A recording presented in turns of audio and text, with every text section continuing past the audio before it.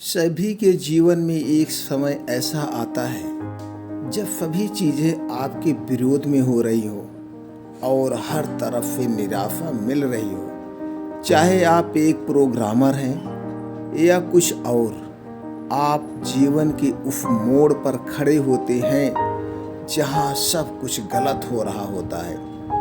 अब चाहे एक कोई सॉफ्टवेयर हो सकता है जिसे आप सभी ने रिजेक्ट कर दिया है, या आपका कोई और फैसला हो सकता है जो बहुत ही भयानक साबित हुआ हो। लेकिन सही मायने में विफलता सफलता से ज़्यादा महत्वपूर्ण होती है। हमारे इतिहास में जितने भी बिजनेसमैन, साइंटिस्ट और महापुरुष हुए हैं, वह जीवन में सफल बनने से पहले लगातार कई बार फेल हुए हैं। जब हम बहुत सारे काम कर रहे हों तो ये जरूरी नहीं है कि सब कुछ सही ही होगा, लेकिन अगर आप इस वजह से प्रयास करना छोड़ देंगे तो कभी सफल नहीं हो सकते हैं। हेनरी फोर्ड, जो बिलियनेयर और विश्व प्रसिद्ध फोर्ड मोटर कंपनी के मालिक हैं, सफल बनने से पहले फोर्ड 5 बार अन्य बिजनेस में फेल हुए हैं। कोई और होता तो 5 बार अलग अलग बिजनेस में फेल होने और कर्ज से डूबने के कारण टूट जाता, लेकिन फोर्ड ने ऐसा नहीं किया और आज एक बिलियनियर कंपनी के मालिक हैं, आज एक अरबपति हैं। अगर विफलता की बात करें तो थॉमस अल्वा एडिसन का नाम सबसे पहले आता है। लाइट बल्ब बनाने से पहले उसने लगभग 1000 विफलता प्रयोग किए, बल्ब का प्रयोग किए, लेकिन हमेशा उन्हें असफलता ही हाथ लगी।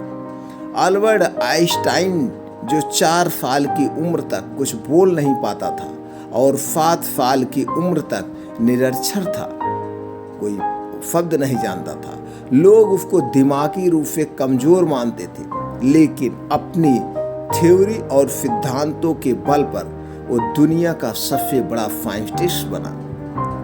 अब जरा सोचो कि अगर हेनरी फोर्ड 5 बिजनेस में फेल होने के बाद निराश होकर बैठ जाता, या एडिसन 999 असफल प्रयोग के बाद उम्मीद छोड़ देता, और आइंस्टाइन भी खुद को दिमागी कमजोर मान के बैठ जाता, तो क्या होता? हम बहुत सारी महान प्रतिभाओं और आविष्कारों से अनजान रह जाते। तो मित्रों, आज असफलता सफलता से कहीं ज्यादा महत्वपूर्ण है।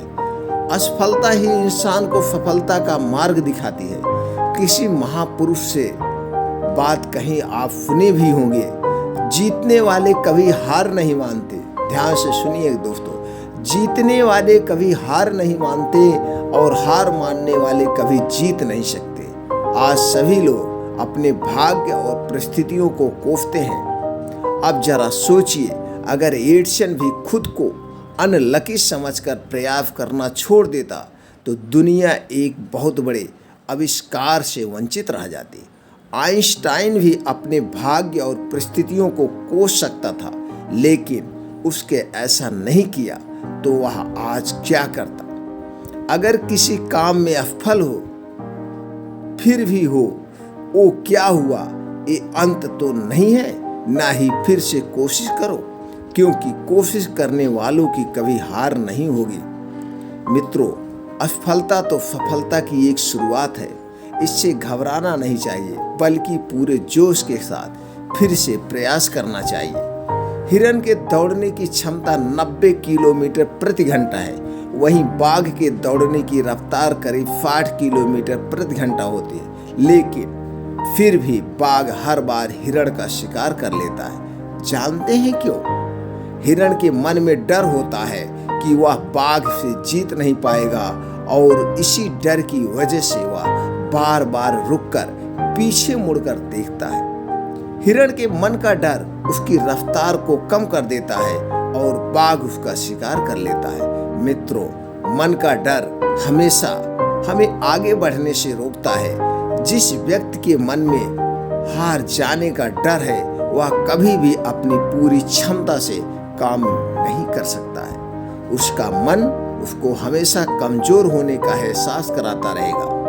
आप चाहे किसी भी फील्ड में हो और आप चाहे कोई भी कार्य कर रहे हो, आपको अपने मन को जीतना बहुत जरूरी है, क्योंकि जो व्यक्ति मन से हार जाता है वह अपार क्षमता होने के बावजूद भी कभी सफल नहीं हो सकता है। जीतना है तो असफल होने के सारे रास्ते बंद कीजिए। दोस्तों, पुराने समय की एक कहानी है कि महोसर नाम का एक छोटा सा राज्य हुआ करता था।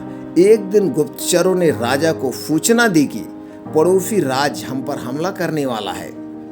गुप्तचरों ने बताया कि खबर एकदम पक्की है, सिर्फ 3 दिनों के भीतर पड़ोसी राज्य अपनी विशाल सेना के साथ हम पर हमला कर देगा और उनकी बड़ी सेना के आगे हमारा टिक पाना बेहद कठिन है।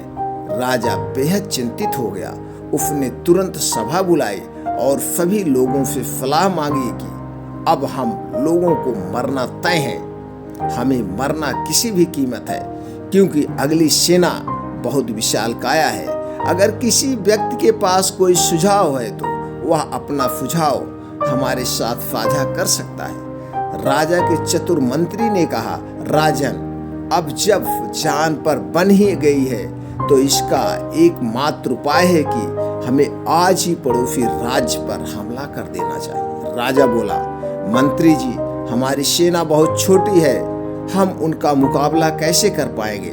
मंत्री बोला, राजन, पड़ोसी राज्य की अभी युद्ध की तैयारी नहीं है।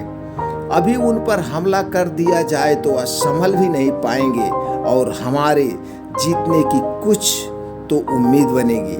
ऐसे में अगर हमने हमला नहीं किया तो हमारा विनाश तो तय ही है, क्योंकि कुछ दिनों में पड़ोसी राज्य हम पर कूच करने ही वाला है। राजा को बात जच गई। उसने तुरंत अपनी सेना को तैयार होने का आदेश दिया और राज्य के नागरिक भी सेना के साथ जुड़कर युद्ध करने चल दिए। पड़ोसी राज्य में जाने से पहले एक सेना को विशाल नदी के ऊपर से बना एक पुल पार करना था। जैसे ही सेना पुल पार करके पड़ोसी राज्य में घुसी तो राजा ने उस पुल को आग लगवा दी और सेना को बोल दिया कि अब हमारे पास वापस जाने का कोई रास्ता नहीं है, या तो हमें विजय प्राप्त करनी है या फिर यहीं मरकर प्राण त्याग देने हैं। सभी सैनिक अपनी पूरी क्षमता के साथ लड़े और पड़ोसी राज्य की बड़ी सेना को भी मात दे दी। मित्रों, जैसे राजा ने अपनी सेना की असफलता के सभी रास्ते बंद कर दिए थे, ठीक वैसे ही आपको भी अपनी असफलता के सभी रास्ते बंद करने होंगे। आपने स्वयं महसूस किया होगा कि जब इंसान के सभी रास्ते बंद हो जाते हैं तभी वह सबसे ज्यादा मेहनत करता है और सफलता हासिल करता है।